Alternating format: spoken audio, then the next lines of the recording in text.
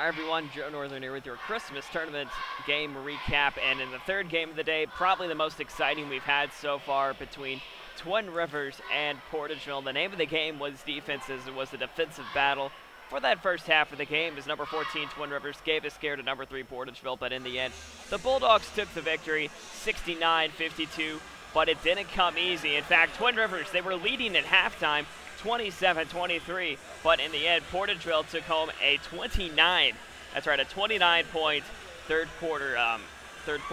As you can see here on a nice little stat sheets that we're keeping all of our info with here. Let's see what we have. Dominique Walker, 25 points, 5 for 8 from the line, and definitely coming out strong in the third quarter. Tevin Walker did as well. He had 9 points in the third, helped sparking that 29-point third quarter. He got 17 overall, 2 for 4 from the free throw line. Meanwhile, Twin Rivers, once again, it was a good defensive battle and a close game as well, as only 52 points were scored for them. As Michael Snyder, the leading scorer of the team, took home 17 points and was definitely the man behind the free throw line today. 6 from 11 from the line, 15 out of 21 for the entire team combined. So not bad showing from Twin Rivers, although they did seem to struggle a little bit earlier in the season. We may see a rebirth of a completely different team from now. Who knows? Now, what's coming up for both teams?